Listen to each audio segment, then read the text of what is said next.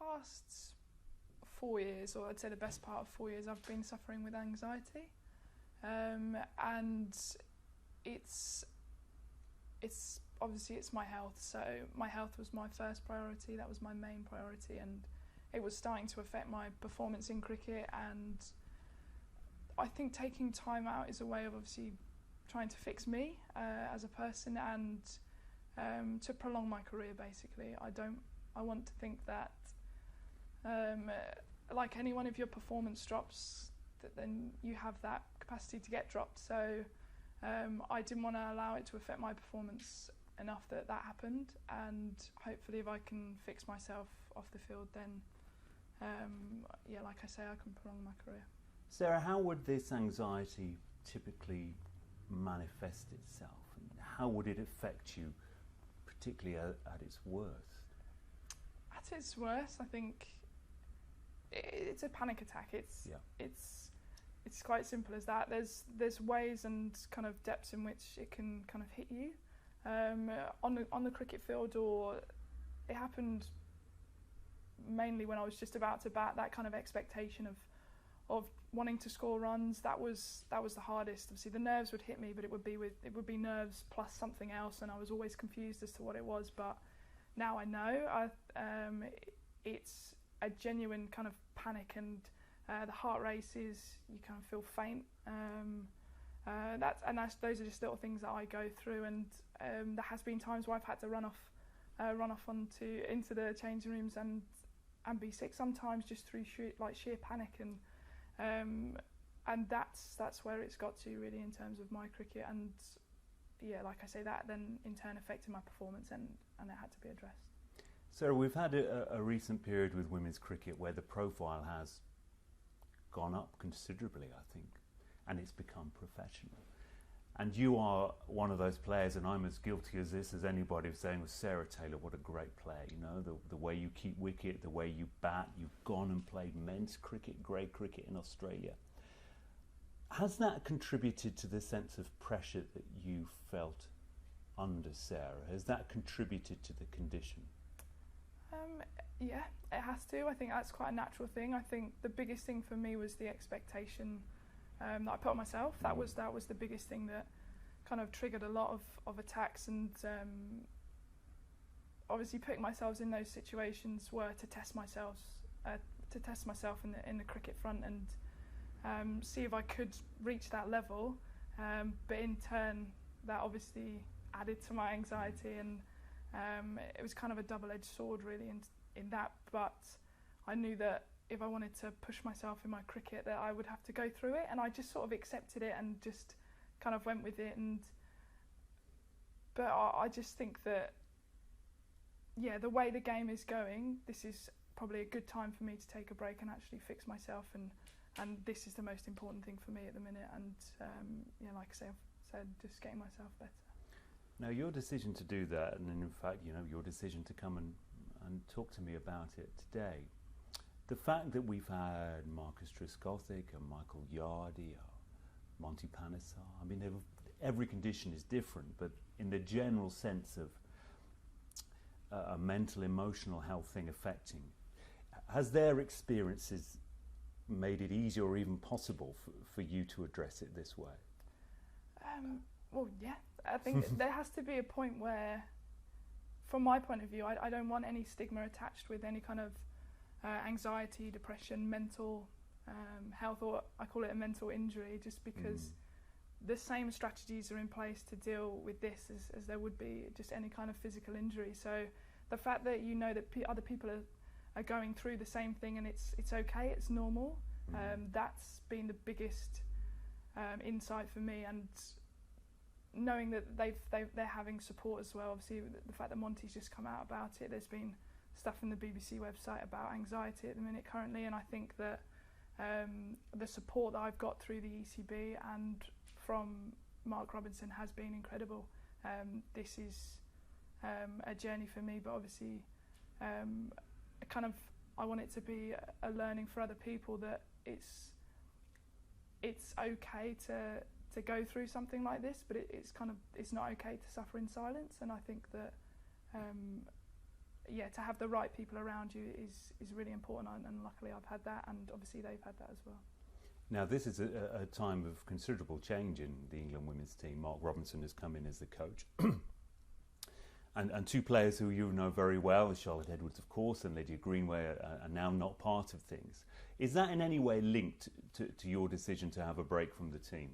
Not at all, not in any way, not even the slightest. Like I said, this has been going on for best part of 4 years now, and what I will say about Mark is that I've been in talks with him for the last couple of months, and he's just set an environment that is so open and honest that it was okay for me to mention this. It was okay for me to mention something that could potentially have that stigma attached to it, that it's not okay to mention it, that you kind of have to suffer, you know, on your own. And luckily he's been incredible.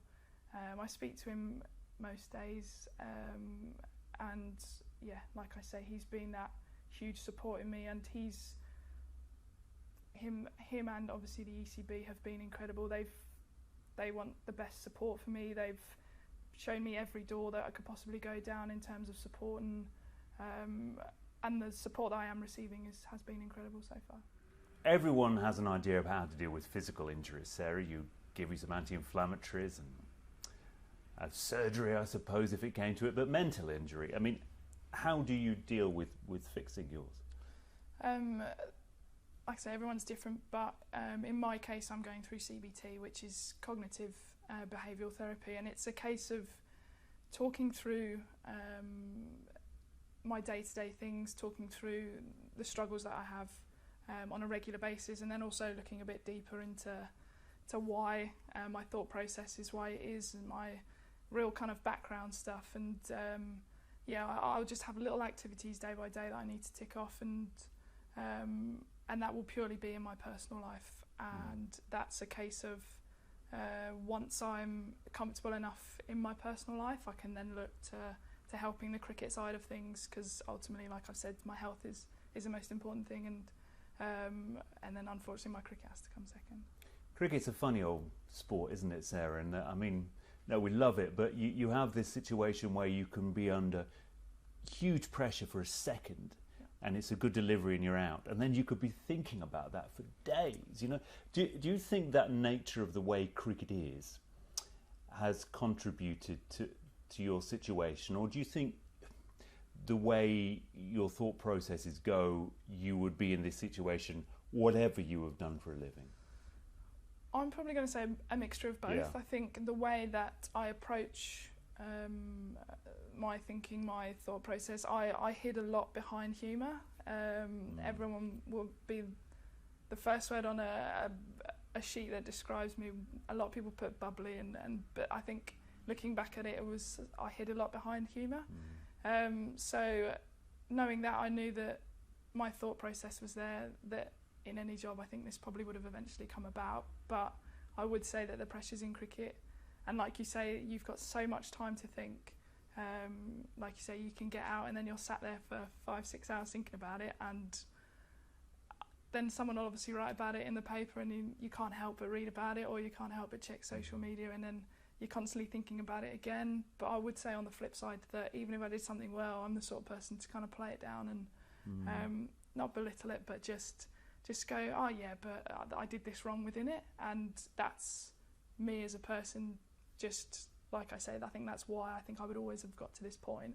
But yeah, I think the expectations of cricket and the expectations of myself within cricket have been quite high. Do you need to learn to be nice to yourself, Sarah? Honestly, that's probably one of the things I have to do. It sounds so small and so tiny, but actually in progressing, being positive is a huge way of dealing with what I'm going through. And I don't know if that's the same with everyone else, but just my personal battle, that you have to be positive. And like even getting here on today, I have to be positive about getting here. It's just little tiny things and little tick boxes, like I say, that I have to get through. So yeah, the journey through cricket was obviously trying to be really positive towards the end, but just couldn't quite deal with it. But my anxiety has got worse since I've finished playing, because I tried to use it as a bit of a kind of forget about it, just get on with your cricket. You can just sort of divulge into your work in any work really in that sense. So now it's a case of trying to be positive in as many areas as I possibly can. So in a way, you've almost taken off your mask, Sarah. Do you know what I mean by saying that? I mean, you've opened yourself up now because you haven't got the cricket as your identity, I suppose. Yeah, is that true? So hugely. Yeah. It's also a tough kind of. Actually, you're so busy playing cricket. You're your days are planned. You know exactly what you're doing in the week, or your training and stuff like that. And actually, to take that away. Gives you unfortunately a lot more thinking time, which is why it has got worse just after I stopped playing. But I think it was Ian Salisbury that said to me that you have to hit the bottom of the pool in order to swim back up. So if I'd like to think that I've hit the bottom in the past month or so. So that's me being positive that I'm hoping to hit the top. Well, here's a final point, and let's address this in a positive way. Yeah. I think it's probably impossible for anybody to say when you might play cricket again. But sitting here now, are you positive that you will play cricket again, Sarah? I would like to say that I'm 99% sure that I will play. I think that I want to. I absolutely want to play cricket. I want to put an England shirt back on. I want to train with the girls. I miss them terribly. So it's a case of being realistic and knowing that I will do everything in my power to become healthy, to become or put myself in a position where I can go back and play again. But obviously, I can't say that that's going to happen. I don't know where it's going to go. But in a positive way, I want to play cricket again, and I hope to be back. Yeah.